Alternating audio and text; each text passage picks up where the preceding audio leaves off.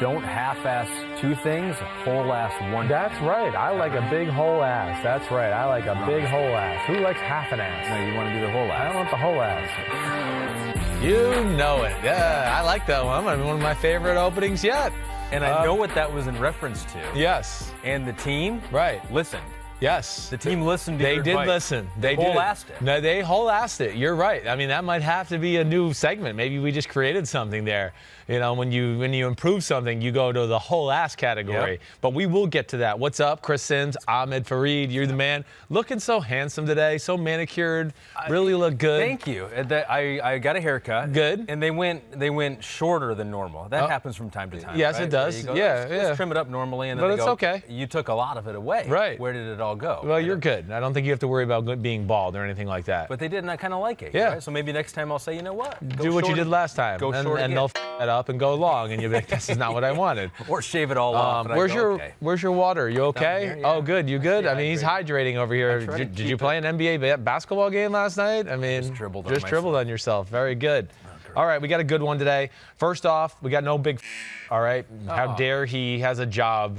He's got to do some things for CBS today, so we'll let him off the hook, okay? That trumps what we do here. I know. Isn't that messed up? But, yeah, just barely. And then we got our favorite thing, our new favorite segment. What the happened? Players edition, okay? Because there wasn't a lot of like game-defining plays this week where you went, ooh, this play changed that game. So last week, yeah, it was a bunch of plays that you picked, which I love when you do that. We did. We just went into the plays as a jumping point, like, you know, Sam Darnold's long touchdown pass against the Cowboys, and I broke down what went on, and that was a jumping point to talk. This week, it's going to be a little more player-oriented because I feel like that's where the conversation is this week, not necessarily about plays. Where I'm like, what the F happened? Yeah, right, and we're going to get to that. And, I mean, I named it this segment, so you'd have to swear at some point. So what's the name of the segment?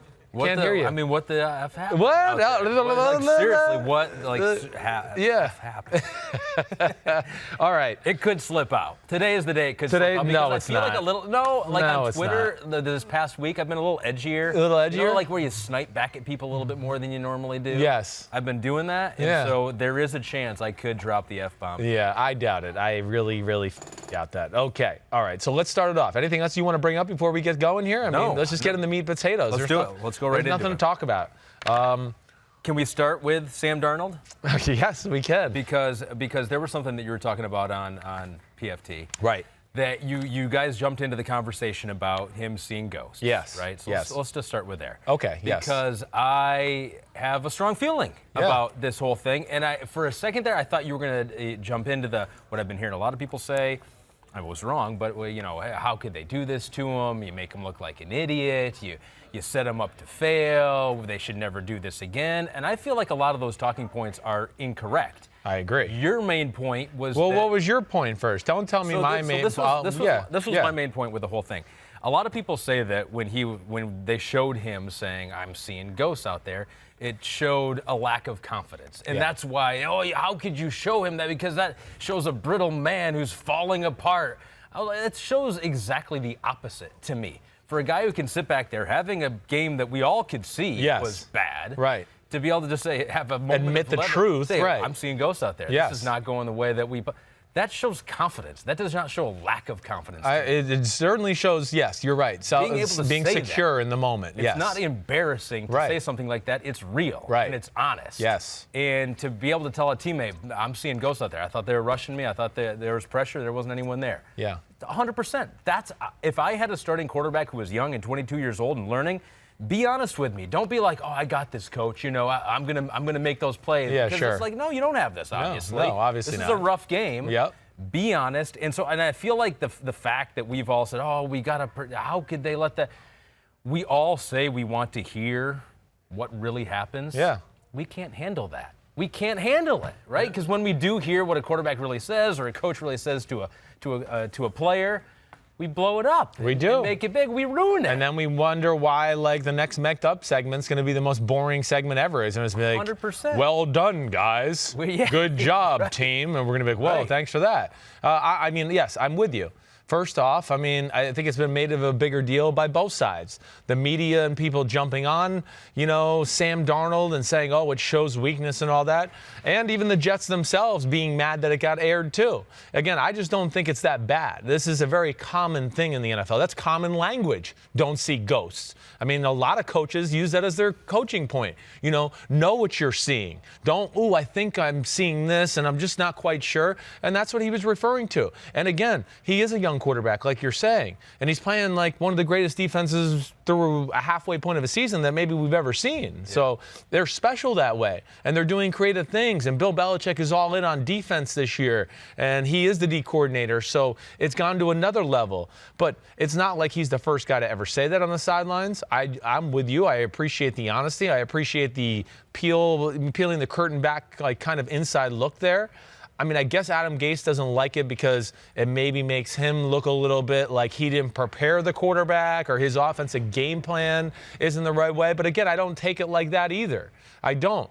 Now, they were exposed, and we'll get into that here in a minute. But there's been Hall of Fame quarterbacks who have seen ghosts in the middle of their career. Did you see ghosts? I saw ghosts. I'll speak to a specific game for sure. 2006 opening game of the year, Baltimore Ravens, Ray Lewis and Ed Reed and Chris McAllister and company coming to town, right? And they were whooping our ass. And I threw 3 picks, and I think like 2 of them in the first half, and one of them was a pick 6. And it snowballed out of control to where I was seeing ghosts. Yes, I was reluctant to throw the ball because I was getting like, oh, is somebody there? Oh, wait, no, he's open. Throw it. Like, just protection calls that I would never mess up, that I had reps of like 100 days in a row in training camp. All of a sudden, I'm not making the right protection call because I'm more worried about like, wait, let me make sure I got the secondary right. And oh, shit, I didn't even look at Ray Lewis, who's coming up to blitz and knock my head off. So, yes, that happens. So when you're seeing ghosts, it can be multiple defensive backs where there are no defensive backs. It could be blitz. It could be everything. That's not there. That means you're flustered. It's just a lack.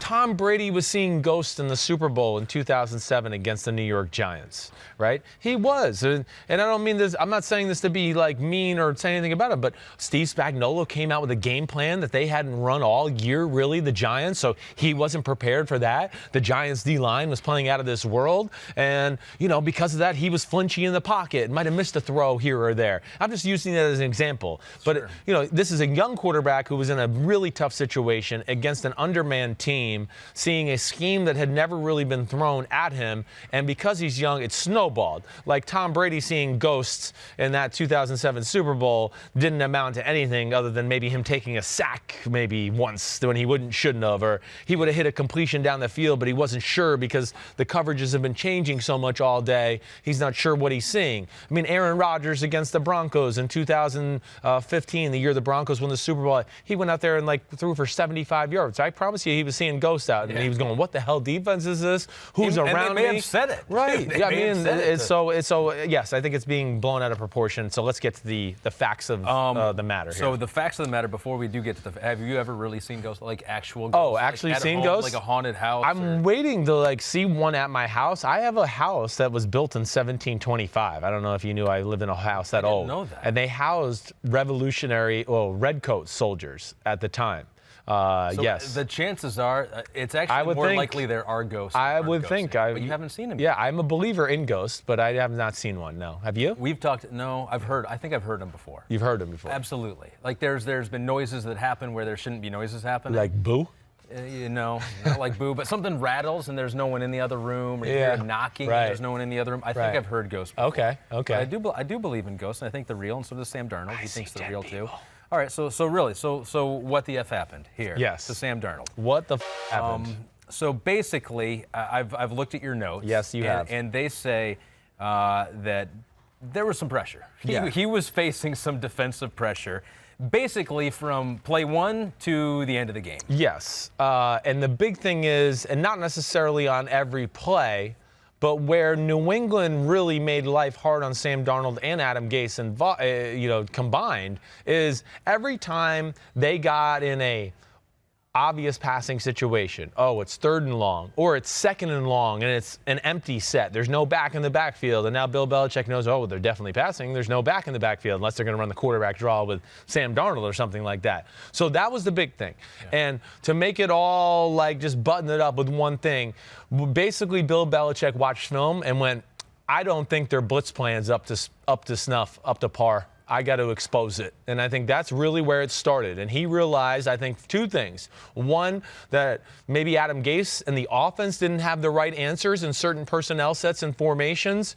to answer the blitz. And more importantly, I think he looked at probably Sam Darnold's career and said, he's never really faced like all-out pressure in a lot of these formations. And what's he going to do? And where's he going to go with the ball and with some of these formations to get himself out of jam? Does he really know what is being protected and what's not being protected? And that's where it fell off from Jump Street. So the first blitz, the first interception where he has to kind of roll out to the right, okay, and he throws the ball over there in the flat and Devin McCourty intercepts it. Well, one, there was more blitzers than there was blockers. But to make it worse, one of the blockers messed up too, to where a guy got up on Sam Darnold quicker than he was anticipating. So now he throws the ball out into the flat, which New England knew was their blitz adjustment. Devin McCourty's sitting there because he's covering Le'Veon Bell going, I find it, he probably knew, and I would not be shocked if they told him, just stand here on this one. Because that happens too when they feel like they have a tendency that's glaring.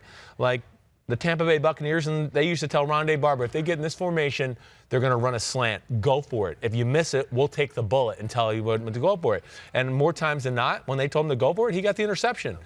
And I would not be shocked if that went down that night where they were just like, hey, when they blitz and they're in this formation, he's going to try to throw the slot out route. And Devin McCourty goes, oh, I got Le'Veon Bell. I doubt he's part of the hot solution. And he sat there and got it.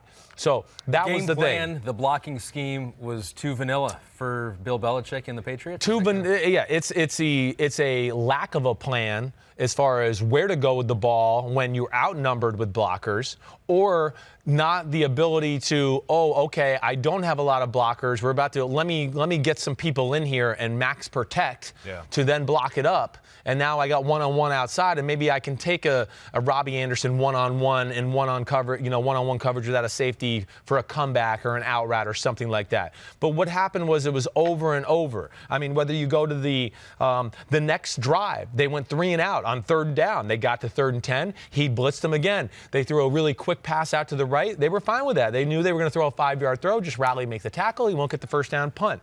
Then it started to be fake the all-out blitz and drop people out. And now that's when I think Sam Darnold goes, I'm seeing ghosts, because he's going, oh my gosh, they're coming from everywhere. And now he's getting the ball set hut, and they give him the look like they're coming from everywhere, and people drop out, and he's double checking like, wait, we're blocked. It's like they're rushing 7, but they're playing 6 defensive backs. Exactly right. Doesn't add up. Right. It feels like they're bringing everybody, but everybody's in coverage too. How is that? Right. And that's where I think it went to. And it just really snowballed from there for a young guy who wasn't sure what he's seeing, and now he's feeling the pressure of, oh my gosh, we're losing. I got to bring us back. They got Tom Brady. I got to push the envelope. Sorry, Julio Jones. Oh, no. And hold on, let me get Julio straight there. And that's really where it all went wrong. The way it manifested was really interesting, too, because he was getting the ball out very quickly. He had to, because they were all out blitzing. So looking, from snap to throw, he was averaging 2.5 seconds. That was the 3rd quickest in the NFL. So he's getting the ball out quick. Yep. But what he was doing also was throwing the ball downfield. 12.5 yards per vertical pass. Oh, yes, downfield. Right. So there you go. 2nd highest in the week. Gotcha. Carson Wentz. Okay. So he was getting the ball out quick, but he was throwing it deep downfield. So it was a That's not conducive to the plan, exactly, or to the defense you're getting. That what you're saying, the answers, those are not like good answers for all-out blitz. No. Now, I would have been okay. Yeah, that I understand that if I was like, oh, they kept the tight end and the running back in to block, so now they have like a 7-man protection, and then they're throwing the ball plus 10 yards. That makes sense. But when there was like 5 blockers and 6 blitzers, and you're still trying to throw the ball over 12 yards down the field, no, that's usually going to mean there's a disaster, or there's a disaster on the other side and the guys keep falling down in coverage or something like that. But ultimately, it was all of that. And then it led to bad mechanics by Sam Darnold. I mean, gosh, he's got some of the interceptions there. I mean, there's nobody around him, but he's so jumpy and so used to being under pressure now that the feet are cockeyed. He's not really seeing clearly downfield because, like you said, he's double checking to see if wait, am I protected here? Okay, I am. Let me look back up. whoa, the picture changed all of a sudden. And it just was a total bad team effort by the offense, the coaching staff, and Sam Darnold. Well, and how much it's does everything. this play into it, too? You know, if you're Bill Belichick, that you have a quarterback that's not going to scramble. He's not going to hurt you with his legs. So it's not like he can evade the blitz with getting He's not a runner. He is a slider and a shuffler, yes. I did look it up. And yes. Who do you think has more scrambles this year? Kind of a pass play that turns into a run, just scrambles between Sam Darnold and Tom Brady. Ooh. Who has more scrambles in 2019? Well, considering Sam's only played three games, I'm going to go with Brady. Darnold has 1. And Brady has what, 2 or 3? 0. 0? He has none. So hilarious. Darnold does have he more. Does. You trick questioned me. Yeah. Good job there. But that's another facet of it is like, let's see how he handles it. We know it's not going to be with his legs. No, he is a mover in the pocket more than he is a runner, and that's his beauty. And you're right, with the all-out blitz and everybody's converging, now you can't, there's nowhere to shuffle or move. He's got to kind of just stand there and make a throw. And if I would say this, if there's a weakness to Sam Darnold and something that I want to see, and this was an issue with me coming out of USC, and my dad actually talked about this in the podcast last week. This is one of our concerns. When he's got to just stand in the pocket and stand there and make the throw, that's not always when it's the most perfect for Sam Darnold. He's actually at his best when he's kind of sliding around and moving and dealing that way. But the other thing before we move on to with Sam Darnold and this, of course they're outmanned. They're playing a good defense, a game plan. They weren't prepared for it, all of that. But, it's still a brilliant game plan by the New England Patriots. Again, their ability to expose teams and their weaknesses is second to none in the history of the NFL. And like a lot of those blitzes where we talked about where I go, it's not an all-out blitz, but they made it look like a blitz. Well, what they do, right, I'm going to jib this real quick, all right, just real quick. Oh, you're standing up. I'm going to stand up. Because, early in the podcast. Because this is what they do to really stress you out, too. So not only is everybody at the line of scrimmage, bam, and just say, okay, let's say I'm, Devin McCourty, for lack of a better name. And, okay, I'm going to blitz. And the first 2 or 3 times he was there, he blitzed, right? Yep. But then, okay, so now that, let's just say the guard was blocking him every time he blitzed. Now, the next few times, they're going, they might have a plan ready for us, so let's be careful here. So the next time, he goes and just stands there, set hut, and he stands there for a second. So the guard has to stay there to block him, but now they bring somebody else, and then he backs out. So he might go, I'm blitzing. And he kind of hops there, and now the guard has to sit there like, wait, is he coming? And now they can't adjust to what really is happening. Right. And then he drops out over the middle to take away a shallow cross or whatever it may be. Sure. And that's the brilliance of Bill Belichick and the New England Patriots. Can I give some love to another Patriot? Sure. Kyle Van Noy. Yeah, so baller. He's been sent on a blitz 43 times this year. They're blitzing him a lot. Yep. 10th most of any player. They're using him. 28-year-old. He's having one of the best years of any defensive player up to this point. Former second-round pick out of BYU. Yep, I made a lot of tapes for him when I was in New England. Barely played for the Lions. I know. He played his first 2 years with Detroit. He played like 7% of their snaps on defense. And he's said that they told him, they said that we don't know how to use you. Yeah. And he goes, well, then why'd you draft me? Right. Because he just was not utilized in Detroit. You trade him over to the Patriots and Bill Belichick for a 6th-round pick, which some have called this the best move. They've made a lot of moves over there with New England that were very good. This is a special move, though. He played 91% of snaps last year. I think he might be having a better year this year. You looked at a lot of tape with him. I don't miss a game, really, of New England. And, yeah, he pops every game. His versatility on the front seven is – it's as good as anybody in football. He can play middle linebacker, he can play outside linebacker, he can play defensive end, he can cover tight ends, he can cover running backs, and that's where they're beautiful. They have this amazing secondary, and then they have all these versatile guys in their front seven and front six where they can mix and match according to your personnel, and you blitz, you drop, this week you blitz and you drop, and they can change it up so many different ways. That's what makes it hard on offenses to get a beat on, wait, who do we protect? Who is the guy that's usually the blitzer? That's how teams prepare for things like that. You can't really get a beat on New England. So given that, as we wrap it up with Sam Darnold, does his stock go up or down in this game because of how he performed, or do you just chalk it up as he's playing one of the best defenses he'll ever play? Yeah, he's playing one of the best defenses he's ever played. He's still learning football. He got exposed in his young career on something that he has a little lack of knowledge in and wasn't necessarily helped out by his head coach to make the proper adjustments once they got exposed. Okay. Has your opinion changed? It has not. I'm not going to let it change me. Not because of that. But the big thing is this.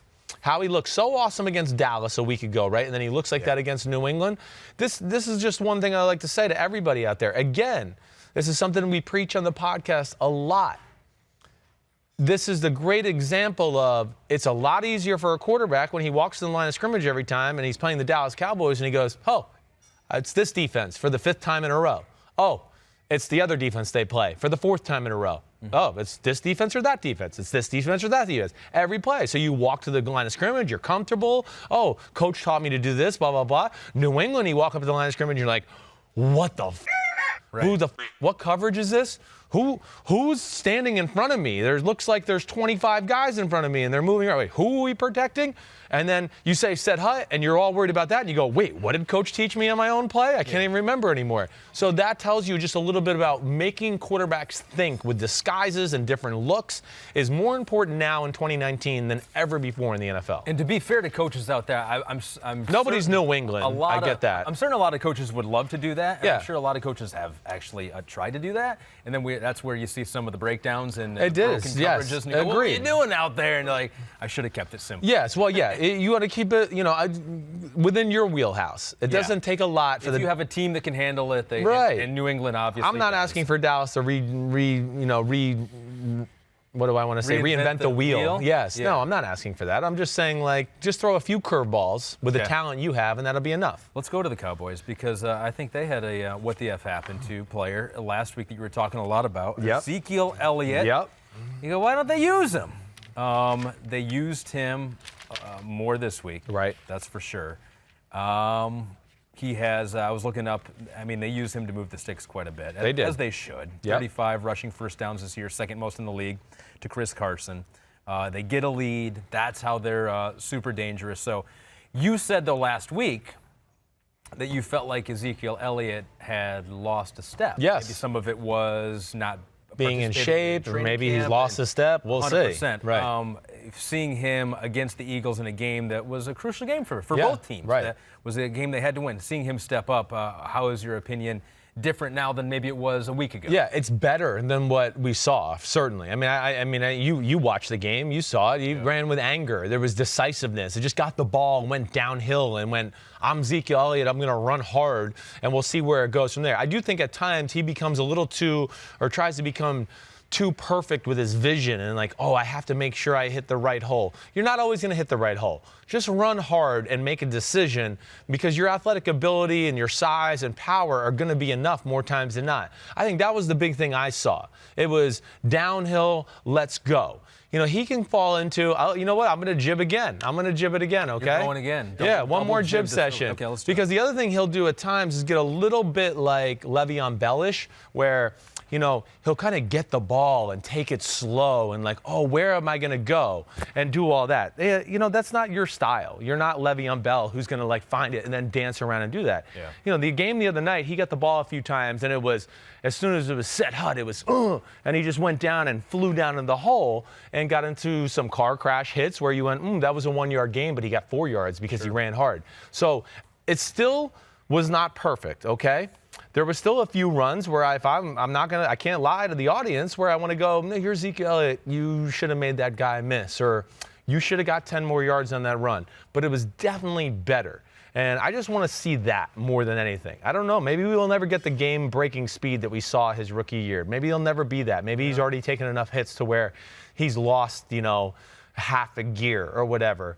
But either way, the way he ran the other night, I think, is a lot more conducive to him and his running style and his traits that he has, other than trying to do the Le'Veon Bell thing that I've talked about. 22 carries, 111 yards. His longest was 16, so he didn't have that real long one. They did throw to him quite a bit. Yes. He was targeted 7 times, caught 6 of them for 36 yards. And so he was the focal point of the Dallas Cowboys offense in a game where they threw up 37 points and beat a division rival. Dominated. So it's a game plan for moving forward for this team. Yes, that, and with their play action pass, and I wrote one of the things I wrote in the notes, and I know you saw it, they have a good base of plays, and then they have some game plan specific plays every week where the defense goes, "Woo, we haven't seen them do that," and they're doing that to us. Just for instance, like the first touchdown, they got Tavon Austin. They run a little option pitch to him. They haven't really done that all year. They did it off a little fake to Ezekiel Elliott, and then they come out the backside. Like little things like that, that gives your team an advantage. And when you have a talented team, you don't need a whole lot of advantages. If you can just get your coaches to give you a little schematical advantage here and there, that's when you have the chance to blow a team out 37-10. You know what I thought was kind of interesting too, and I was looking at the yards after contact for Ezekiel Elliott, and you kind of think Ezekiel Elliott should have a high number of yards after contact. And it's not where it should be, I'm betting. On a per rush basis, he's 20th in the NFL. There you go. Is not really ideal. And it's funny because Tony Pollard is a guy you don't think of that, and he has the 6th most yards after contact per rush in the NFL. So the more the scat back type is actually outperforming in yards after contact than Ezekiel Elliott. I think it goes to a lot of what we were just saying and what I was saying. I mean, it's got to be. It can't be this like controlled. I'm trying to find the right hole all the time. You're a running back. Sometimes you just got to run like a bat out of hell and just go and see where it goes from there. And, yeah, I mean, I want to see more runs like we saw in that first big run of the night where he got down to the 1 yard line. It was originally called a touchdown, and then they, reviewed it, and he was like a foot short. But when he ran over Malcolm Jenkins, I believe, in the middle, like that's the Ezekiel Elliott I remember. The Ezekiel Elliott I saw in Seattle the preseason, his rookie year, where he ran over Cam Chancellor twice to start the game. Like, I haven't seen that guy a whole lot lately, and I'd like to see him again because I think he's certainly capable of it. Dallas, just big picture on their offense. Hey, I'm not giving up on Dallas as a team. I think they're too talented on offense with everything they do. The game plans by Kellen Moore, I'm always impressed by it. And then they have, downhill run game, good play action, a few game plan specific plays like we talked about, and they have people you need to be scared of. Whether that's Zeke, and really the number one guy I think you need to be scared of on the Dallas Cowboys is number 19. Amari Cooper is a game changer. I mean, he is a guy, if you're not accounting for him, you're going to be in trouble because he is going to burn you eventually if you play one-on-one. As far as a route runner in the NFL right now, where would you put Amari Cooper? He might be the best. He might be number one. I think so. I think he's in that combo. I know last year I made a top 5 route runners, and I kept him out of the top 5. And I know a lot of people were mad at me, and I was like, damn, that might be one where I might have messed up. He maybe should have been in the top 5. You go prove me wrong, Amari. And he's proven me wrong. He's every week. I mean, he has, like, ankle-breaking type routes. Yeah, and the speed and just the feature. They got weapons. This Dallas team has yes, weapons. They do. But can I give a little lineman love too? I like to do that every once in a while. Please. The linemen, they don't get the love. No, they never do. They deserve. Maybe on draft day, they get the most love on draft day. Draft day or when they sign a new big contract, and then everyone's like, the hell with them. We never talk about him again. Yeah. We talk a lot about Smith on the line there for Dallas and Collins. How about Zach Martin, their guard? 6th year, former first-round pick out of Notre Dame. Has played in every game so far this year for the Cowboys, despite some ankle issues, a back issue. He's been there playing for the Cowboys. Zach Martin, I want to give him some love. Good. He deserves it. I mean, he's one of the best offensive linemen in football. You can say he doesn't deserve it, too. If I've given love inappropriately, you can say don't give him that much. One of the best O-linemen in football, and really was the best guard in football until his Notre Dame alumni friend Quentin Nelson got drafted last year, who I would say now is the best guard, just beating him out. So the top 2 guys in football as far as guards, they're both from Notre Dame. Zach Martin's an unbelievable player. Can we stay in the same game? Yeah. And can we talk about Carson Wentz? Because sure. I don't think, 10 points and you're hoping that Carson can come up here and light up this Dallas defense that has shown to have some holes. Aaron Rodgers has been able to do that. They've had some games where it's just you're scratching your head. So what happened with Carson Wentz? We got 16 to 26, 191 yards, 1 touchdown, 1 interception. Couldn't really run the ball that effectively. It just was kind of a total failure for that Eagles offense. But you hope in a game like this is why you paid Carson Wentz the big money. This is why you drafted him. Yeah. You hope he can carry you to more than 10 points. That was not able to happen. What the F happened with Carson Wentz? Well, I mean, nothing happened with Carson Wentz. My answer to what the happened with Carson Wentz would be what the happened to the other 52 guys on the team. They're allowed to do something. That's it's always – I'm listening to talk radio and watching highlight shows, and it's Carson Wentz, Carson Wentz. I'm on the lunch line on NBC Sports here, and people going, what's up with Carson Wentz? I want to go, nothing.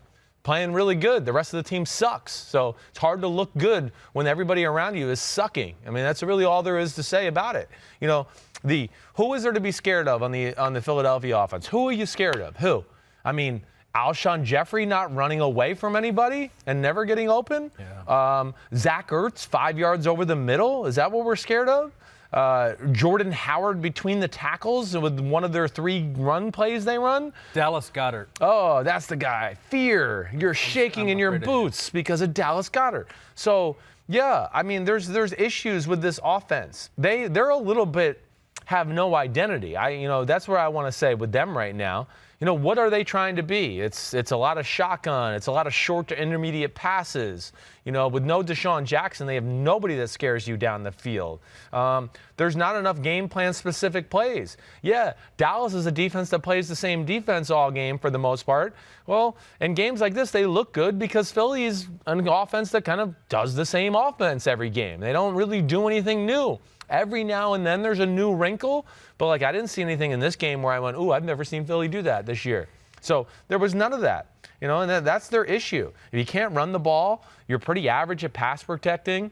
You played a Dallas team that was pissed off because your head coach said they were going to go down there and win. Mm-hmm. You woke DeMarcus Lawrence's ass up. You want to talk about what happened with DeMarcus Lawrence? Yeah, you kind of put him on notice. Yeah, I put him on notice too. Well, like Ezekiel Elliott, you can't get $100 million and then disappear and be like, oh, I'm cool over here. I'm counting my money next to the Gatorade bottles. No.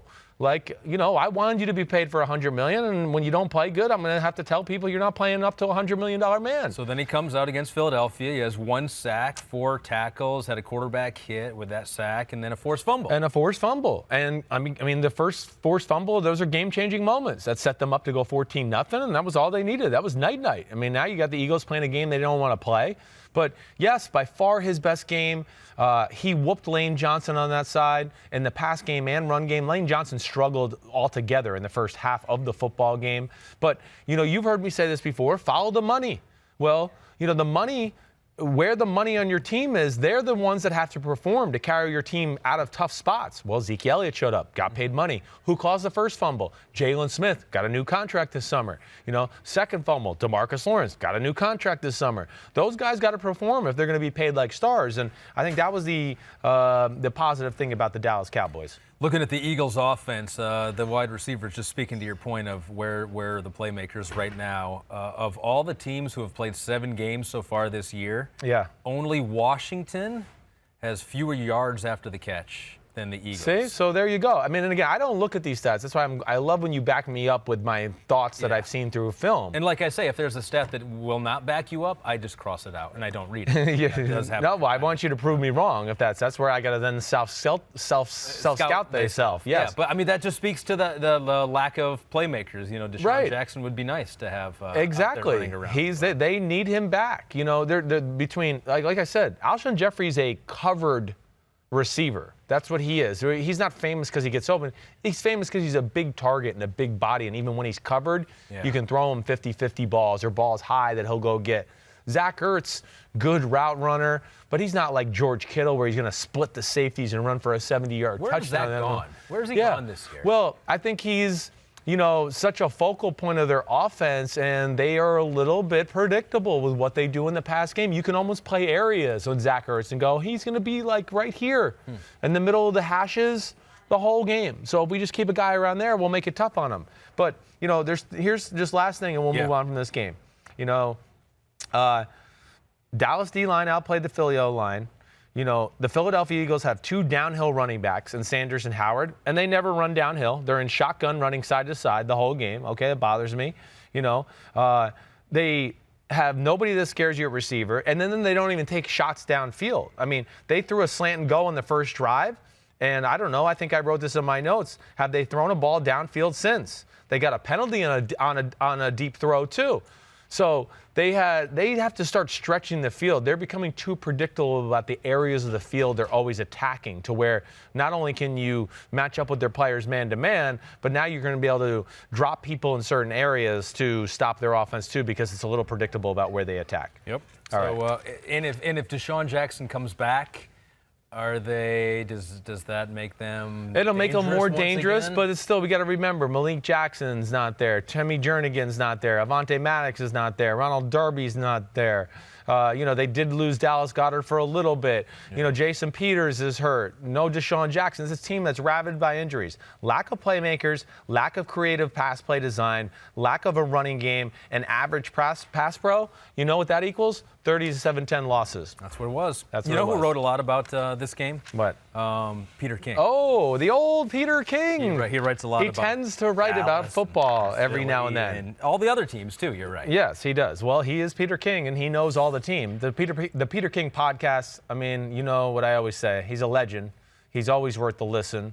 He's quirky, he's smart, he's funny, and he knows Quirky. a lot of things. I've never heard him described as Yeah, quirky. you've never heard him as quirky before? Well, you need to hang around him a little more, and you'll understand. But he's got his latest pod with Devin McCourty, okay?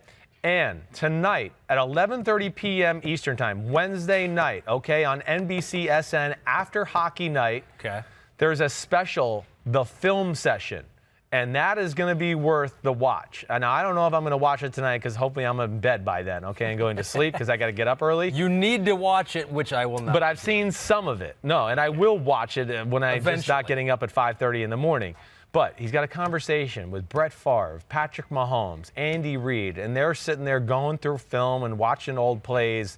I mean, come on, that's can't miss TV. I've seen snippets of it already. It's really good. And, of course, Brett Favre was Patrick Mahomes' idol growing up. So that's kind of cool to see that interaction. Check that out, Peter King Podcast. Set the DVR or just watch it live. Yes. You don't have to get up at 5:30. Or I would think we would show it in rerun at some point here this weekend. Absolutely. Right? On Yes. demand. Everything's on demand now. Please. I've been informed that Peter King is a big fan of this segment that we're doing, What the F Happened to. He would like that. I would think he would like that. Yes. And so there's another quarterback that a lot of people have talked about, and What the F Happened to. Although he's never really been anything in the NFL so far, so maybe nothing has happened to him yet. Yeah. Mitchell Trubisky from the Chicago Bears. Another rough game for him where it's a Chicago Bears team that, for having a quarterback that has a lot of question marks around him and has never really proved himself, they certainly throw the ball quite a bit and don't take a whole lot of the pressure off. And maybe some of that is game flow and how the game played out against the Saints. Yeah. The Saints beat the Bears 36-25. They couldn't get a running game. They couldn't get a passing game. But Mitchell Trubisky, there are serious concerns right now that he will never be the guy that the Bears need to be a perennial playoff contender. I mean, listen, I'm done defending Mitchell Trubisky. I was a big defender of him last year. You know, there's aspects of his game that I have liked. Okay, I mean, his athleticism. He does have a strong arm. I think he's gotten actually worse at throwing the football this year. And I don't know. You know, mentally, he's mixed up too. Now, part of that is probably because of the Bears and Matt Nagy never really instilling any confidence in the guy. I mean, from day one, he had to publicly tell everybody he had to, pull back the offense. All right. So I've never liked that aspect of this, and I don't think that's helped this situation out. Now, again, Mitchell Trubisky wasn't good, and there's issues. I get it. And the first thing I want to say is there's not people open very much in Chicago. Okay, and I can really probably sit there and go, there was like maybe 2 or 3 times during the game the other day where people were open. And I think he missed both of the throws, especially in the first half. And the first thing is, and I think you've heard me say this, hey, he's going to miss throws. You're going to miss throws when, again, if you're standing on the clock and throwing to 11 o'clock and you're stepping at 9 o'clock, I don't know how you can expect the ball to go to 11 o'clock if your body is lined up to throw it to 9 o'clock. Okay. Mahomes, Rodgers, Brady, they can do shit like that because they're awesome and they're naturals and everything like that. But, and they've played a lot of football. Mitchell Trubisky's not there yet. He can't do that. So, when he misses a throw, though, it's more glaring than maybe we would see with other quarterbacks and other offenses because it's not the last time in a quarter and a half we're going to see somebody open for a while. That's the other issue, too. Sure. Now, you could put whoever you want a quarterback for the Chicago Bears. They suck. I don't know other way to say it. The offense sucks. They have no identity. They have 2 or 3 running plays. They don't pass protect that well. I don't see people open very much, if at all, okay? And then plus they played a defense in the New Orleans Saints who's the real deal Holyfield. Yeah. I mean, they're real. But, again, this offense is all over the place with the Bears, and I have nothing positive to say about it. So I think that's the biggest issue. And as you've heard me say before, when you don't have one thing to hang your hat on, the defense never has one thing to worry about. They can kind of just, they're in this formation. Coach told us they like to do this. Oh, they're in this formation. Sure. They told they like to do that. When you play the Dallas Cowboys, or let's just say, the San Francisco 49ers, all right, or somebody like that, teams go, oh my gosh, the run game.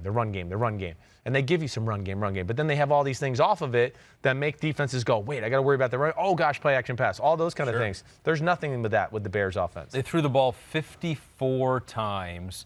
He kind of had one of those, I like to call him the Dan Marino at the end of his career game. Definitely, that's what it was. Just garbage time stats. 251 yards, some came late. But it's like if you throw the ball 54 times, you should be in the 300s for yards passed. Definitely. I mean, this day and age, you really should probably be in the 400s with this day and age in that. Threw it to Allen Robinson, which I do think without Allen Robinson, where would the offense be? They threw to him 16 times, caught 10 of them for 87 yards and a touchdown. I feel like he's maybe their only weapon. Yeah, I think he's their, yes. Cohen when he gets some open field. I mean, he's their only legit, really well-rounded wide receiver. I think that's the big thing there. David Montgomery's been a bit of a disappointment, I think, as a running back for them. Definitely, yes. Well, I mean, I had concerns about him all along. He looks cool and it looks good moving, but it doesn't go anywhere. That was my issue at Iowa State.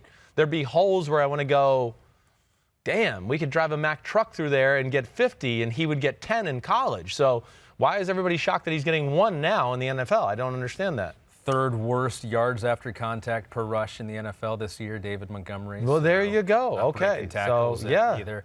But at the same time, like you said, this is a Saints D that is really good. It is really good. You got Cam Jordan, who, if you add up all of his hurries, knockdowns, and sacks, he's got 25, second most in the NFL to Khalil Mack, who has 27. Right. DeMarcus Davenport, 8 quarterback knockdowns, 1 off the NFL lead. So this is if you're struggling and if you're Mitch Trubisky and if you've had a hard time getting a foothold of the NFL game, you're not going to get right against the Saints. No, you're not. Now. You're right. The Saints they're killers up front. They will really brutally beat you up with their front four. And Dennis Allen's figured it out in the back end. I mean, he just got a great blend of disguise, coverage mix-ups, when to play man-to-man. He really has it. And I think that's changed their football team, for the best. And the big thing is, I'll just say this. I wrote this at the very end, and I think you saw it. The offense is so bad, it's comical. No joke, the offense in Chicago is in the running for the worst in the NFL. Being exposed at every level, whether it was predictable in the pass game, run game is predictable as well, let alone they're just not very good at blocking up front. And their pass protections were exposed too. So they got exposed at every which way you can as an offense, and that's why it was a disaster. But yes, the Saints D starts with up front, like you said, and then when you play a predictable offense like that, Dennis Allen seemed to blitz people, yet their 5 guys could cover everybody perfectly in the back end because they knew where the Bears were going to end up. And I'm not being rude, but looking at my phone, this is how I have your notes right here this time. So I just, good. Don't worry. If I'm looking at my phone, I'm not checking Twitter. I knew you wouldn't be. I got you. You're not a rude guy. That's not what you do. Every once in a while. Yeah. So I mean, Matt Nagy's a little defensive. You see in the press conference, he goes, I want to run more than 7 times a game, but it just didn't work out that way. Well, Matt Nagy was in total damage control on his Monday press conference. He was having long conversations with the media, hoping to smooth them over with his charm. It's like an old Bill Parcells trick. Like Bill Parcells, when the Giants won, the press conferences were real quick and snippy, and Bill Parcells, when they lost, he sat down on Monday and talked to the media like, I'll let you know what really happened. And that was what the kind of move. I need you on my side. Right, that's what kind of move it is, and that's what Matt Nagy is trying to pull off on Monday. Okay, so that's an elite defense that he had to face there. So yes, it is. An elite team. Elite team all around. You're right. So we'll give them half a pass there. Saints are 6-1 now, which means that maybe they didn't need Drew Brees to be their quarterback to have a successful year. Oh, go figure.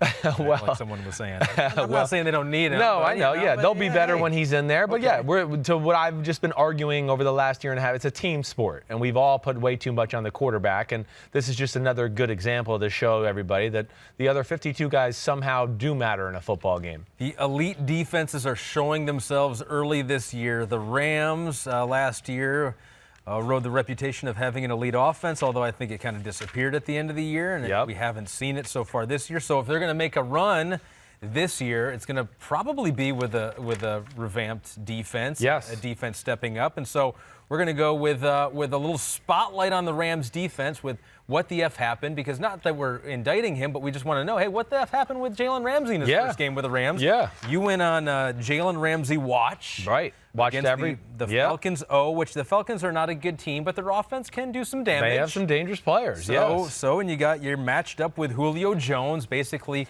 one-on-one. Is that, from looking at the film, is that how they deployed Jalen Ramsey in his first game with the Rams? For the most part, yes, they did. I mean, when he was in, he matched up with Julio Jones. Now, there was a few plays of zone coverage.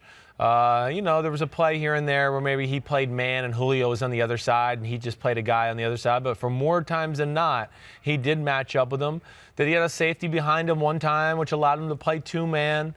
I found it interesting. I thought the Rams actually took a page of what New England did to the Kansas City Chiefs and what even did to them, the Rams, in the Super Bowl, which was play man-to-man, one safety in the middle of the field, but yet when the ball was snapped, the middle of the field safety went to double Julio with Jalen Ramsey. So, just for instance, the go route down the right sidelines to Julio Jones, I think it was a 39-yard gain down the right sideline. Well, he looks like he's running and like Jalen Ramsey got beat off the line of scrimmage, but Jalen Ramsey on that play was expecting his safety to be over the top to double him. So that kind of got him. Now, did Julio catch a few balls on him? Yes, he did. I mean, I think, what was it, 4 for 63? 6 targets, 3 catches, 69 yards. Right. Yeah. So, and one of them was a 39-yard completion that we just talked about. Listen, that's a phenomenal job. I mean, every coordinator in football would go, wait, 3 catches for 69 yards when we match you up man-to-man, like for the majority of pass plays against one of the freakiest guys we've seen ever. They're going to take that all day long. Was it his best, most perfect game I've ever seen? No, but gosh, to not play in 3 weeks and go out there and play the way he did, it was phenomenal. And I think I'm really excited just to see the creativity as it goes on. But his ability to match up physically with Julio Jones and beat him up at the line of scrimmage, and Julio trying to push off at the top of routes and him not being affected by that, I think that's the thing that jumps out to me more than anything. So you have, as part of the move, you lose Akeem Talib. And then you trade Marcus Peters, who you had acquired in the offseason in Kansas City, and you gave up quite a bit to get Marcus, and then didn't get total value for him. Right. You trade him away. He gets the pick 6 for Baltimore in his first game there. So overall, where we stand here today is where we were 2 weeks ago.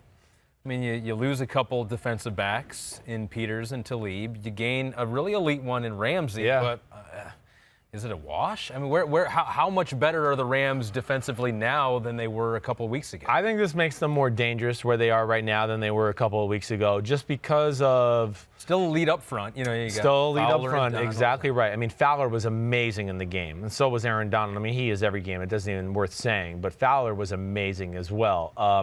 But I think even with a healthy Talib and Marcus Peters, they're better off with a better Jalen Ramsey than either one of those. Now, Talib might come back, I think, still. He still has a chance to come back off IR. Maybe I'm wrong, but Ramsey is a game changer. And the fact of Ramsey that you can play him on one side of the field and have him go against best receivers, you're just going to allow more flexibility with a guy like Wade Phillips, to where he's going to be able to do a lot of different things in the secondary with them, like I saw him do in this game. He did things in this game, like at the defense I just explained to you, that I haven't seen him do all year. Sure. The Jalen Ramsey effect is real, too. There was a number of plays where Matt Ryan drops back, and he looks at Julio first, but Jalen Ramsey gets such a good jam on him at the line of scrimmage, Matt Ryan gets off of it because he's like, oh, gosh, that doesn't look good. Now, Julio came open, but it didn't matter. It was already ruined because within Ryan's rhythm of the play, he's going, wait, when I'm on my 4th step and Julio's only 2 yards downfield, I better start looking at the second guy. Well, now he gets to the second guy too early because he didn't really give the first guy its full chance. And now the second guy, he's going, wait, he's not where he's supposed to be. And he's, well, you're there too early because Jalen Ramsey kind of messed the play up. Even though it's on the edge of the sideline there and all that. Matt Ryan missed Julio Jones on a few out routes, threw it high on the sideline. Why? Because he's scared of Jalen Ramsey picking the ball off. So he's being careful with it. So that effect is very real.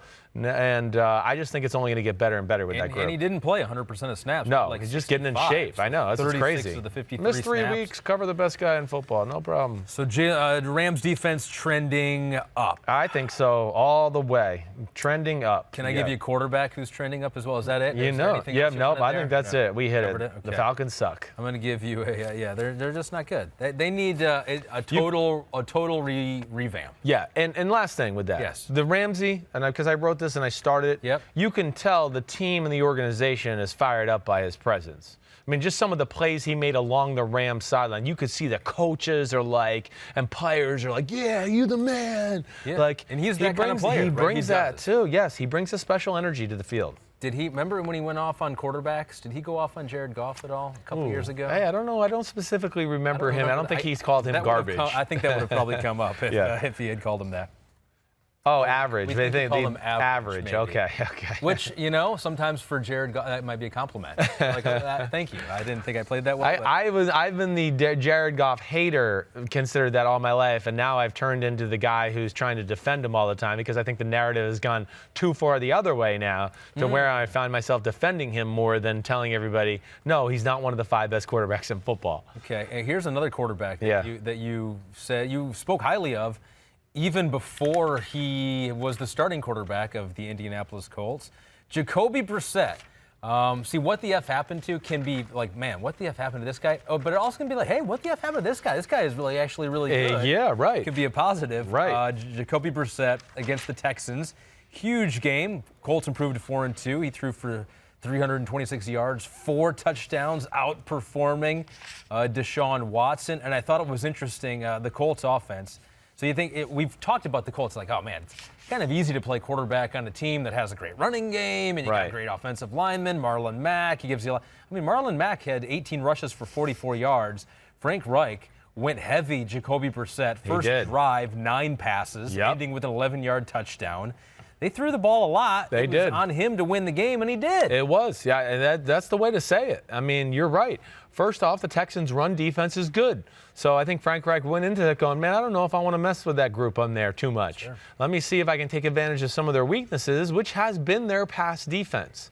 Their pass defense has been a weakness really all year except for the Kansas City game, which people are going to go, what? That makes no sense. Well, Kansas City, with some of their simple route combinations, make it easy on defenses. It's their talent that scares you in Kansas City, not necessarily the route combinations. But the Colts offense, Jacoby Brissett, he's just such a pure thrower of the football, and he has an aggressive mindset. So he's coming up, and the first read with Frank Reich's offense, more times than not, is down the field. We're looking to throw something 20 yards down the field to make that throw. Well, he fits that. He's big, he's strong, he throws perfect spirals. He's got a very strong arm, okay? I'm not saying it's like Mahomes or Brett Favre or Aaron Rodgers strong, but it's like the next level down of guys where you'd go, ooh, it's punny strong. He can launch at 70. He can throw deep out routes, all of that. But I think more than anything that I come away with when people want to go, what the happened with Jacoby Brissett? Yeah, we talk about his talent, and he's good. But the big thing to me is the Frank Reich offense. Frank Reich, I think, has gone, after now going into year 2 and seeing this, and especially without Andrew Luck, he has gone into another stratosphere, I think, as a game plan caller, designer, all of it. I mean, his offense has everything, and he keeps you off balance. Yeah, you'd think he might want to run the first drive of the game. He's got a great offensive line and a pretty good running back. No, he didn't.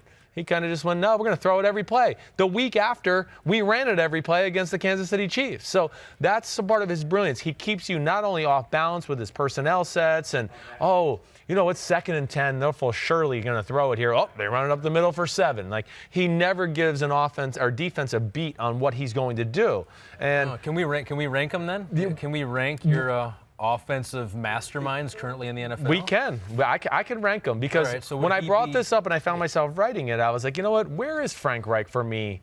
Offensive minds in football. First of all, is he in the top 5 for you now? Has he made it into the top 5 in the NFL? Yes, he has made the top 5 for me. Okay. Yeah, and I know that's not easy to say. Okay, so this is where I'll say. And this is not necessarily any particular order. So you've got the top 5. I got the top 5. I'm going to put him at 5 no matter what. So even if I was ranking. So it seems like you just went into particular order. Well, but I don't even know where to go. I didn't think about it deeply. But these are the names I wrote down as far as my 5 best. Who's in the top 5? Shanahan. Okay. McDaniels. Okay. Sean Payton. McVay. Frank Reich. That would be my top 5. If you gave, here's 5 guys, and you got to pick any 5 to lead your offense. To lead my You're offense, yes. Now I got honorable mentions like Andy Reid, of course, Norv Turner. I think John Gruden, Bruce Arians, they're in that conversation. That next group down. You would take Frank Reich over all those guys. I would, yes. Frank Reich's offense has everything. And you know I'm big on, okay, yeah, your offense has everything, and there's diversity in the run game. He's got a number of different schemes of how he runs the ball. His pass game, number of different things he can do in the pass game at a different personnel sets that can all create explosive plays. His play-action pass game's phenomenal. So I like that. But to me, where these 5 separate themselves from, I think, the rest, and this is where I would put him in this class now, you hear me say this a lot, game plan specific plays, where he goes, oh, when I get in this formation, they like to play these defenses. Well, I'm going to get in the lab with a pen and a pad and try to get this damn label off, okay? That was Dr. Dre, just in case you wanted to know. But he's going to, yes, it was. Yeah, but he will get in there and come up with a play to screw that over. And I'm big on that because you can't always just go, oh, we're going to run our stuff and it'll work, right? Yeah. It's just not always going to happen. There's the philosophy, if we execute the way we're supposed to execute, it doesn't matter what they do. Yeah. But he says, no, it will matter what they do because we can beat it. Yes. If they do this, we can beat it. We can beat it. And not only can we beat it, I feel like I can gash it. And maybe if we get in this formation 3 times, we might be able to go 3 for 3 for 90 yards. And that's where he's special that way. So he puts a lot of pressure on a defense like that. But I never find myself with Frank Reich ever going, oh, I wish he just had an answer for that blitz. Or, man, he doesn't have the right answers for when they play man-to-man. Or, oh, gosh, they're very predictable with their formations and, is it 2 tight ends, is it 1? No, you can never get a beat on them, and that's, to me, what makes him great. And he seems like he has the same type of Belichick Patriots mindset of if it's working, we're going to keep doing it. It's not like, oh, we've run quite a bit here, we probably should even it out with a little passing. It's like, no, against the Kansas City, they're not stopping it. We're not going to stop running. Right. He's doing whatever he has to do to win that week. I think that's the big thing. Now, their offense, like statistically, I'm sure is not even like top 10 or anything like that. They might even be way farther down, and I got to look now that I'm talking about it. But they're 22nd in football. So people are going to be like, what are you talking about 22nd in football? Okay, well, context matters. I can tell you why they're 22nd in football. I'm going to pull up their schedule real quick. Well, they're starting a new quarterback with Jacoby Brissett. So the first game of the year against the Chargers can't stop the run. They saw that, so they wanted to run the ball. And it's Jacoby's first start as, the first game of the year, all the pressure. So they manage them. They play the Tennessee Titans the next week. The Tennessee Titans D is the real deal. So, yeah, I mean, they have unbelievable corners, scheme, everything. They're giving a lot of teams trouble. I mean, the Tennessee Titans, I think, have the top 10 defense. The Falcons game, well, they stink. Yeah, he lit it up. The Raiders game was a little bit of a blip, a blip on the screen. Yeah. But still, Jacoby Brissett in that game threw for 3 touchdowns. He was 24 of 46. It wasn't like the worst day we ever saw. So they're and then you talk about the Kansas City game. They went back to, no, we need to win the game. I'm not just going to be like, oh, we just want to have good stats by Jacoby Brissett. So they did what they had to do to win that specific game. The clock, yeah. And then this week it was changed again. So they went back to something different. Can I pick out one play? Please. Because they got a good player. I mean, they do have talent, and in their tight end, Eric Ebron, talented. Yeah. The third quarter touchdown to make it 21-9. The one-handed catch. The one-handed catch. Yeah. That was a good throw from Jacoby Brissett back in the end zone. Right. Great one-handed catch from Ebron, who has 3 touchdowns this year. Needs just 10 more to match what he had last year with 13. Yeah, it's I not don't happening. think he'll get there. But did you see on that play? Yeah. They have their all-pro guard, Quentin Nelson, line up as a fullback and ran a route. He ended up in the end zone. He actually ended up probably too close to Eric Ebron on that play. Wait. I'm telling you. Yeah, I didn't see it. So just so you know, I'm being transparent to go, I don't think I even realized that there. Maybe I'm seeing No, maybe you're not I'm seeing ghosts. You're seeing correctly. But he lined up as a fullback, ran around to the end zone. He almost had his arms up like he was going to make it. So now what I want to see they're 4-2. Yes, I want to see Quentin Nelson catch a touchdown. Well, he's a beast, okay? And we already talked about him. I mean, he's one of the best guards in football. But now you got me all like flustered here. Are you looking it up now? I am. I got to look at the damn play. I got to it. Here we go. I'm here. So here we go. You're right. You're 100% right. And he's like looking for the ball. He is. He's at fullback. They motion the tight end from the left to the right. Play action pass to the left. They're running Spider 3 U banana here, okay? Because Eric Ebron is the Y. Maybe he's the Y here. So they're running Spider 3 Y banana. Spider 3 Y banana, okay? And yeah, Nelson's in the flat, and I don't know if he was open. But might have been on the loft, but either way. He fades back into Ebron and probably. It's a good athlete. He really is. He's good. But I missed that. Thanks for bringing that up. Yeah, I was looking at him. So that you remember the Colts traded down to get him. So yeah. They were 3. They traded down to 6 because the Jets went up and got Sam Darnold at 3. They got 3 second-round picks for trading down, and they get Quentin Nelson. Colts, they got some good things. Yeah, I mean, he's on pace to be a Hall of Fame guard. That's how good he is. Before we talk about this next quarterback, yeah, let's talk about the guy who likes this team, although doesn't necessarily like this quarterback. I know. He doesn't want to like this quarterback. He doesn't want to like him, no matter what he does. No, he does. He's going to obviously have to win a Super Bowl MVP for the one Michael James Florio, the host of the PFT PM podcast, Monday. His pod, okay, he's got an interview with Travis Kelce. He's breaking down all the big trades going on in football and all the things that he's hearing behind the scenes, okay? Mike's, you got to listen to Mike. When Mike tells you he's got a feeling or my gut tells me this, that means somebody's told Mike something. That's why you listen and perk up. I know I do. But download, subscribe to PFTPM Podcast. I do our collaboration picks podcast with him tomorrow. Always fun, worth the listen. But as you know, I think Mike Florio is the man. And I also think his quarterback, Kirk Cousins, is the man right now, too, despite what he says. Is the man. Yeah. A lot of heat early in the year from the fans, the media, that Kirk Cousins is the reason this offense was not clicking because Delvin Cook was running wild, and it seemed like it should open up some stuff for the passing game, and it wasn't up until last couple weeks. Cousins, once again, he was 24-34, 337 yards. 4 touchdowns. That was even without Adam Thielen for most of the game. He went out with a hamstring injury. Kirk Cousins is back as they beat the Lions 42-30. What the F happened to Kirk Cousins to make him really good again? Well, what the F happened is a little bit of what we saw the previous 2 weeks before this, against the Giants and who the hell did they play the week before this? I'm blanking out on my team. I got it right here. The Eagles, right? Okay, so The big synopsis is this. First off, he's on fire. I mean, he's accurate throwing the football. He's aggressive. He's giving everybody in the media world the big middle finger to go up yours. Look what I'm doing. He's giving that to Florio? He right is. now, Without a doubt. I think he's double barreling to Florio. He's like, hey, Florio, you see this? Eat that.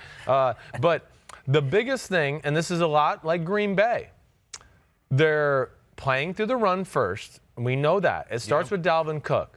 But they have more play actions and boots than anybody in football. Almost every one of his big completions. First touchdown to Thielen. He's booting left. Sets up, throws it back across in the middle of the field. Touchdown, okay? The second touchdown, the 1-yard pass, play action pass, touchdown. The 5-yard touchdown pass to Ham was a play action pass, touchdown. The last touchdown of the game that was set up with the 4-yard run by Dalvin Cook came because of a play-action pass, deep shot to Stephon Diggs. So they have found a really simple formula in, okay, we're going to run, we're going to run, we're going to run. Oh, you're getting too aggressive with backside people to stop our run, and Dalvin Cook can't cut back. Well, we'll keep booting Kirk Cousins out that way. And now because you're too over-aggressive, you're too far to the right, and Kirk is way to the left, and the receivers have now passed you on the left, and they're open, or they just straight drop back play action, and they're aggressive with what they do down the field in the pass game. It's very similar to Green Bay. Maybe a little less boots or more boots than Green Bay, and Green Bay might have more true play actions, but it's a similar formula. And then he's got guys who can win one-on-one battles because they see a lot of one-on-one because they run the ball and teams are worried about stopping that. Stephon Diggs was the second fastest ball carrier of Week 7 on that 66-yard reception. Was he? So, you're right. They got talent all over the field offensively. Here's the play action. Our YouTube audience can see what they did the first 4 games. Play action pass percentage 27% of the time. Last 3 games, they're almost up to 50% of the time. And the success, the yards per attempt. Yards per attempt is way up. Touchdowns have gone way up. 7 to 0, the TD to interception ratio last 3 games. It was 1-to-1 the first 4 games. So there you go. I mean, there it is, and I love that. Now, yeah, like you saw my one of my notes in there was like, hey, I feel like. I mean, the PFF numbers for play action must be really good. I mean, I underline that in the notes because, again, I don't look at that stuff, but I just know as I sit there and watch a game, and I watch them every week the last few weeks because everybody wants to talk about this, I just go, play action pass, whoa, good one. Play action pass, whoa, good one. Bootleg, whoa, good one. And after the game's over, I sit there and go, damn, I think I've said that 40 times already. So that's just what led me to believe that. I think that's really impressive. We talked about Dalvin Cook. So one more thing on Dalvin Cook, too, because the running backs are interesting. They, the offensive line have been doing their job. They yards before contact, that's also a stat they keep track of. How far you get down the field before you get hit. Yep. Alexander Mattison, Dalvin Cook, both in the top 15. I can believe that, yeah. You add that to the fact that Dalvin also has the second most yards after contact in the NFL, so he's not facing contact. And then once he gets it, he's getting more yards after that. Yeah, right. So you have that. But then this is interesting. It's really amazing, actually. For both of them, yeah, right? And it's amazing. And the stat about Dalvin Cook of that he's, top 15 before contact and, one of the top after. Who do you think's the best yards after contact in the NFL? Oh, yards, yes. Delvin's number 2. Okay. Oof. Who's the big bruising back that gets more yards after contact? You're tricking me with that. No, it's probably not really. I want to say Leonard Fournette. It is Leonard Fournette. Okay, I would think so. He is 1. big and bruising. Dalvin Cook is 2. Yeah. So how do you stop the Vikings now in this current? I mean, they don't have Adam Thielen. He has been ruled out for the Washington game coming up on Thursday. The Vikings have faced the 4th fewest blitzes of any NFL team. Well, you're going to be scared to blitz them because of the things we just talked about. So, right, you can't do that. Yeah, I mean, just think about it. Oh, we're going to blitz 4 guys off the left side. Well, what if they have a run call to the right side and now you have nobody over there and you're going to roll the dice on Dalvin Cook one-on-one with maybe your defensive end? That's where they're putting you in the bind with that kind of stuff. So I've figured it out. There's been this whole talk because Adam Schefter talked about that Tom Brady is going to, opt out or not go back to New England next year, finish his career with another team. He's going to choose the Vikings. They got so many weapons. They got a running game. They got great receivers. They got a good offensive line. That's the team. Yeah, right. Oh, okay. Yeah. He's not leaving New England. Okay. There's no chance in hell ever. But if he were to do that, then maybe he would. Yeah, if my aunt had balls, she'd be my uncle. But, she doesn't. She doesn't have balls. She has ovaries, so she's my aunt, all right? That's just the way it goes. One more little thing, the Lions D, and how they tried to defense this offense is they stacked the box just 16% of snaps against Dalvin Cook, which was the second fewest this season for Dalvin. So it's like you pick your poison, right? With That's this what offense, it is. the way it's working right now, which is why I think it was so frustrating for Kirk Cousins because it was like you just need to be an average quarterback with the weapons that you have around him. And now he's playing above average, and it's very dangerous. Yeah, he's borderline MVP conversation list. I mean, that's where he is right now. But yeah, it was annoying because it was run the ball, and then the passing game was like, it's time to pass, and they're just going to drop back. They're not going to make you think or do anything. And you didn't think that was all on Cousins? No, it wasn't fair. And their drop-back passing game is just not that impressive. So, they went to another area where they felt like, we're a little more creative and impressive that way, and that helps. And, to Dalvin Cook, there's great run blocking for him, but also, I mean, gosh, he can run up into a hole, and it closes up, and he can stop on a dime and bounce it outside for a 20-yard gain, and no one touches him. And, that's the amazing thing about him. 2 guys I want to give some love to, though. Pat Elflein, their left guard, their first-round pick center, Bradbury. They're phenomenal. I mean, week after week I watch them, and that was another thing I wrote about PFF. I just feel like every big run I see, comes behind them, or it has something to do with them having the toughest blocking part of that run scheme, and they get it done to spring it. And to your last thing with Patricia, with like not loading the box, well, he's got a lot of big people, so he put the pressure on his big people to basically say, I hope you guys can stop the run because I need to keep safeties back because of this deep play action pass. And of course, he didn't really get either way there. You gave love to 2 linemen for the Vikings. Yeah. I wrote down the right tackle Brian O'Neill too, so that was a different, but he's lineman. They have no weaknesses on their O-line. O'Neill is good. He's a tall, long kind of right tackle. They're all good. There is no weak spot. I mean, even at left tackle, who the hell is that? Riley Reif at left tackle, or am I getting it confused with him? I think it's Riley Reif. So there's no weak spot either to where you watch them and go, oh, they have a real issue there. Yeah. They can consistently run the ball behind all of them. O'Neill grew up an Eagles fan. He grew up in Delaware, not too far from Philadelphia. His grandmother still roots for the Eagles. Has not been converted to a Vikings fan for Brian O'Neill. What a disloyal grandmother. That's unfortunate. Yes, unfortunate. I got one. Yep. What the F happened to Patrick Mahomes?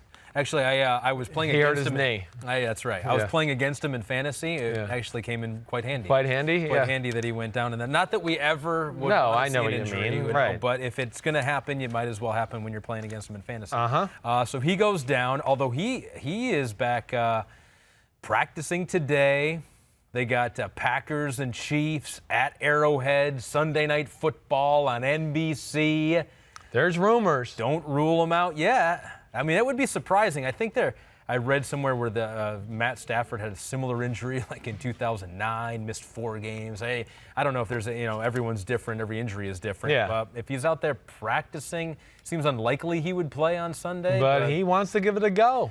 So if he doesn't play, though, then you got Matt Moore, who to begin this year was a scout for the Miami Dolphins. There's video of him out there scouting Kyler Murray for the Dolphins early in the year. 35 years old, was undrafted out of Oregon State, was out of football, and then Kansas City when Chad Henne had a broken ankle in August said, hey, Matt Moore, you still know how to quarterback? Come on back. And he did. And he played this game, and I'm curious what the film said that Andy Reid, who, while maybe not in your top 5 of offensive... still really good. Still really good. Yeah, I don't like to say that. How is this offense going to look different with Matt Moore? Yeah, that'll be the big question. And I don't know if we got a real, true answer, or if I got one for you either after watching the film, because you have to take this into account. They're up 10-6. Yeah. And they're on the 4-yard line going in, and that's when Mahomes gets hurt on the quarterback sneak, right? So they end up kicking a field goal to go up 13-6. The very next drive, they cause the strip sack fumble touchdown, so they're up 20-6. So they got to play from a position of power from the get-go, right? To where they didn't have to go oh, Matt Moore, we need you right now to drive the offense. But they did so they did. After halftime, you go, hey, let's get to halftime. So after halftime, they come out, and Andy Reid they ran it with LaShawn McCoy, and then 5 straight plays in a row, they threw it with Matt Moore. Yes, they did. While they didn't need to, they had the lead. That's what they do, though. They're a throwing team. You're right. They did. And we'll see. I don't know what the final picture is going to look like, but I can tell you, at least from what I saw from those plays that you're talking about, certainly. The biggest thing and my biggest takeaway, it's much more conservative with Matt Moore. Sure. One, it was a lot of 2-man routes, max protect. We're not sure what they're going to do, so we'll just send 2 guys out, and you just pick whatever matchup you like best, okay? There was a lot of that.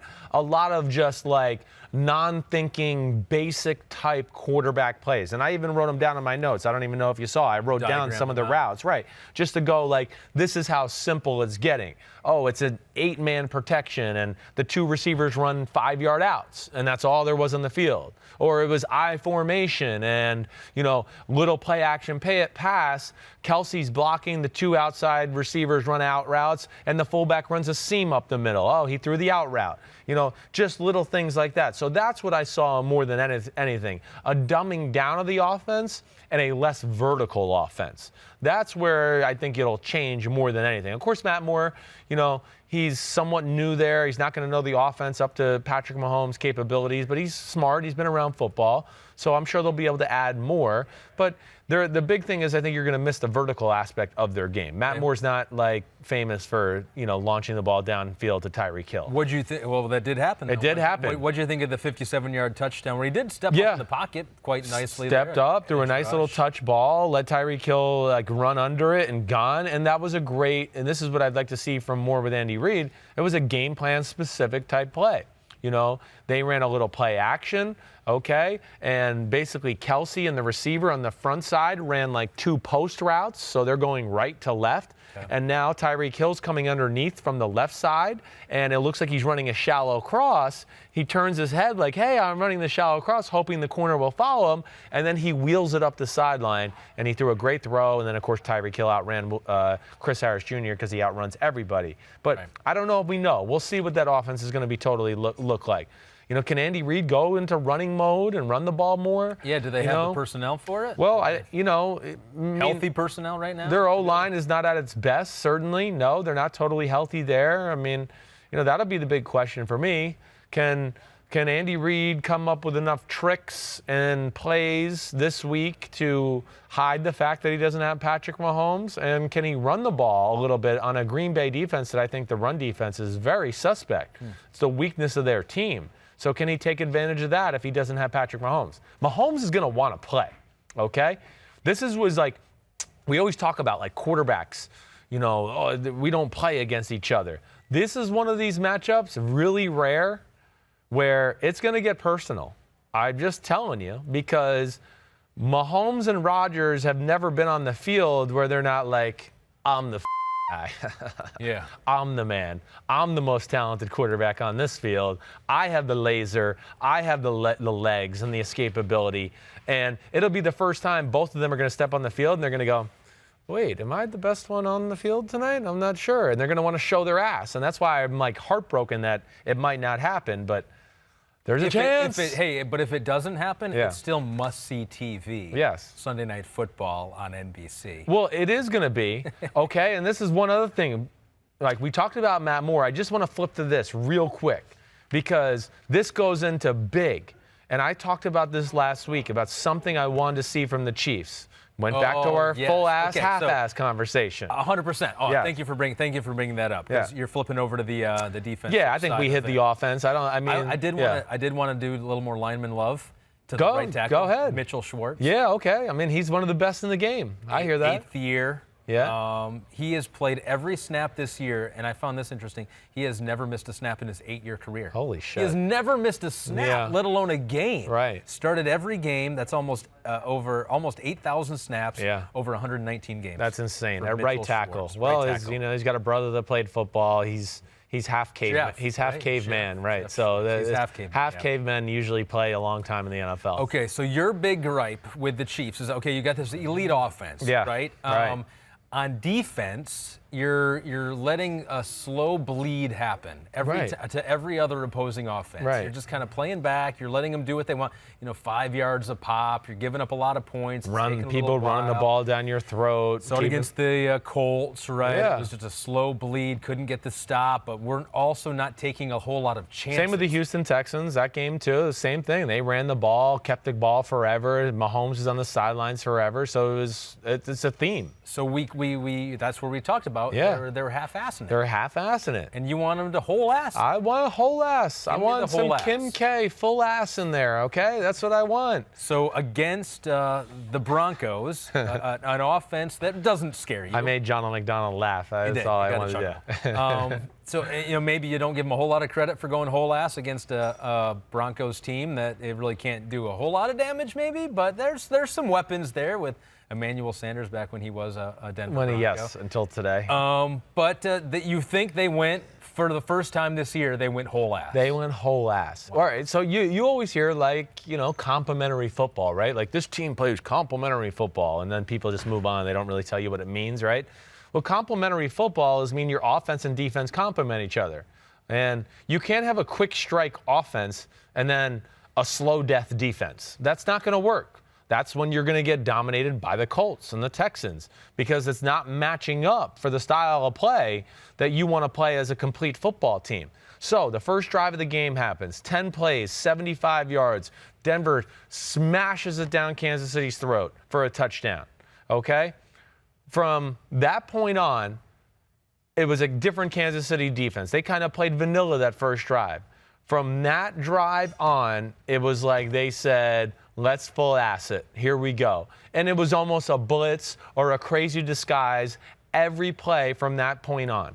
And I found it extremely encouraging. And they played better and faster because they weren't sitting there just taking body blows, on their heels all the time. After the first time all year, they were going like, we're in power here. We're dictating the flow of this game.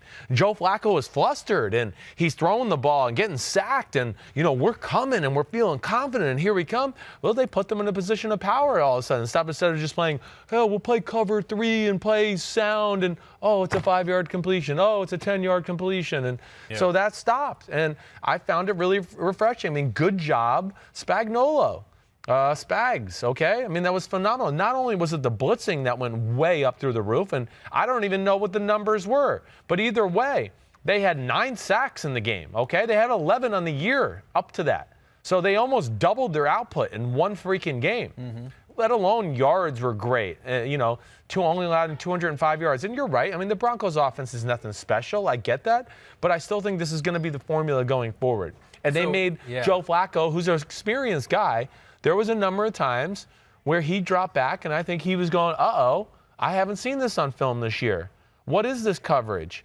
Wait, am I protected? He was seeing ghosts. He was seeing them. He would never admit to that. No, but they were confusing him and doing different things. Under control the whole time. It was not flustered one bit. But I like it. So here's the question. Yeah. Do they whole ass it versus the Packers? Well, they got to figure that out. I would say yes. They need to whole ass it because they got to this is the way their team is going to play or should play when Mahomes is healthy. But you don't have Matt I know. So Moore. Are they going, this will be the big question of the game. Or is the offensive formula going to change? Are they going to get in I formation and run the football and do stuff like that? Then they might go back to the half-ass approach. But even within the half-ass approach. It wasn't like it was working, though. No, I know. The half-ass approach. Well, I'm just saying maybe they don't blitz every play. Maybe they just blitz a little bit more than what they were. And the disguises were the big things for me, too. Rodgers and Green Bay are actually going to be at a disadvantage this week. Because now they're going to go, damn, what's coming this week? They blitzed and did all this stuff. It's like a new defense. We only have 1 week of film of them really doing this, where the 6 or 5 weeks prior to that, they played one way, and now it's almost like, oh, that's kind of out the door. So I like the approach. I think it's the proper approach. I don't know how it's going to unfold with Matt Moore. I do know when Patrick Mahomes is back in, it should unfold the way it did after that first touchdown the other night. And 2 players I just want to bring up. I think Morris Claiborne is going to really help this defense. Him being back after suspension, and I think he's getting in playing shape. He pops on film. And this other kid, 27, Rashad Fenton, he's a rookie from South Carolina. He played nickel for them a lot in this game. Really liked what I saw there. Have a feeling they might phase out Bashaud Breeland there a little bit because he's been a little bit of an issue in man-to-man and penalties and all that. So that'll be interesting to see going forward. Rashad Fenton. Yeah. Okay. Yep, Rashad Fenton, number 27. Check him out. But either way, that's that, and that's all I got for you in our little segment called What the happened? Don't listen to Ahmed. Okay. I like that. That was you like that? It's good? Because I think I probably went too long on all of them. I'm supposed to be quicker, and then probably the people in the back are like, shut up, No, but Chris, you do see, here's the thing. You do the work. I want that information to get out. I want that information to happen. Thanks. It's like you've written it down. It should be said okay, good. On a podcast. I don't want to waste my time. And now it's time for Damn. Okay. Oh, no, sorry. This is Wednesday. That's sorry. My favorite song. Sorry, though. Monday guy. You got to deal with Wednesday today. I'll just sing it to myself. Yeah, please. Okay. Damn, okay. All right, that's it. We're done. I'm embarrassed by his moves and his singing. I can't take it anymore. Okay. The singing was bad. You the man. Thanks for coming in. Absolutely. Always enjoy it. I love your little stats too, by the way. I love them. And lineman love. I love the big nasty love. You know where to find this podcast. NBC Sports or YouTube/NBC Sports. You know where to find me on Instagram or Twitter. I'm not saying all these damn things. Tomorrow podcast. Chris Simms Unbuttoned, Mike Florio, PFT, Your PM, picks. joint collaboration, picks podcast. I'm getting it right now. You were 3-0 last week in your picks. Yeah, right? and I was 3-0 in my bets. This week I was 2-1 because of the slop fest and 49ers Redskin game. You throw that one out. So, but I feel like I got a hold on the NFL right now. You might want to listen to me. I might make you some money. All right, peace out. I'm done. Can't take it anymore. Bye. Peace.